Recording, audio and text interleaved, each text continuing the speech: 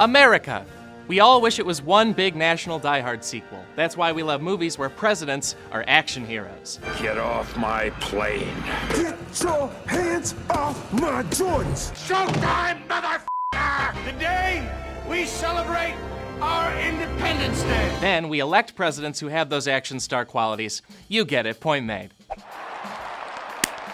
But forget presidents. If you're interested, there's a book. I'm here to talk about the guys who take a back seat to presidents, literally. Anybody claiming the vice presidency isn't a barrel of laughs is, with all due respect, full of that. Just like how presidents are our national Schwarzeneggers, America's vice presidents have been our national sitcom dads since long before sitcoms existed. They even appear on actual sitcoms. And you must be Leslie Knope. Welcome.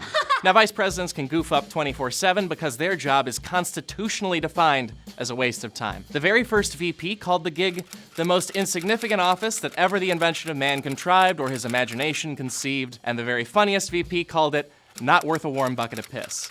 And, if I may paraphrase the hell out of Aristotle, comedy comes out of an excess or deficiency of something in characters and or their situations. For instance, Shakespeare's John Falstaff character has comedic excesses of self-importance, appetite, laziness, and girth. The sitcom dad archetype is often an evolution of that Falstaff, just with a blue-collar job instead of a knighthood, and an improbably desirable home and spouse instead of something realistic.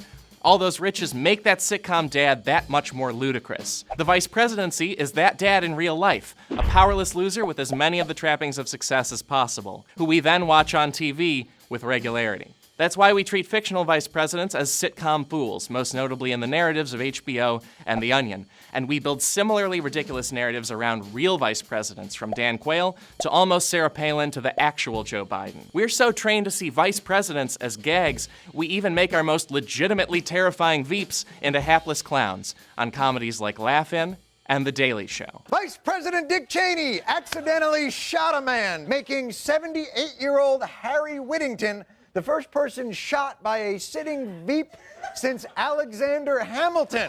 Now, believe me, I am an American history dork. I have so much affection for vice presidents, it is humiliating. But I also never forget that they reached that position in life by losing.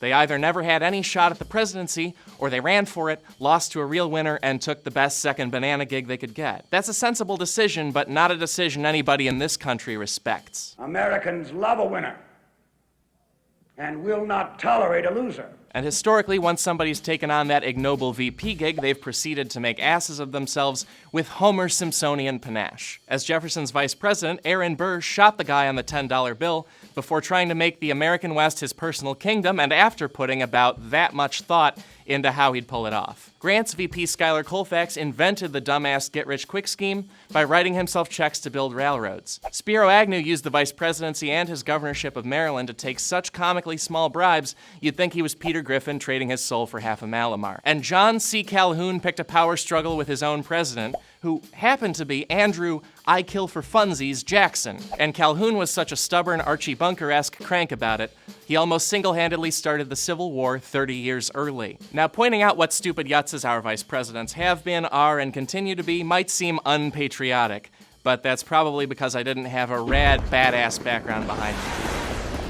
And it's probably because you don't realize vice presidential ridiculousness is the secret of their value to democracy. Now remember, the rest of democracy is a drag. The president's too important to be a walking joke, and half the political world makes us hate whoever's in that office by default out of their own self-interest. The Supreme Court's too legalistic to easily follow, and there's no election dogfight for the media to report. Congress is too entrenched, too gridlocked, and too depressingly complicated, and state governments are that times 1,000. Which leaves vice presidents as the one part of American government we can safely and easily laugh at. They're the national malarkey we've got, and damned if we don't take all the relief from it we can, even if we need those patriots at the Onion to invent more for us. So thank you, Richard Mentor Johnson. Thank you, William Allman Wheeler. Thank you, other obscure dead white guys. Without you, history would be a hopeless bummer in this country, instead of the bizarre, bloody, too many cooks-esque madness parade we've come to celebrate with as many rad explosions and as little self-reflection as possible. Yeah! Thank you for watching. If you like this, share it with your friends. If you hate it, share it with your enemies. If you subscribe to us on YouTube, you'll get all these videos more conveniently for free. Thanks for sticking around. I guess you just like vice presidents if you're here. Thomas R. Marshall, Woodrow Wilson's vice president for 2 terms, prevented a constitutional crisis, and had a bow tie. Fun guy.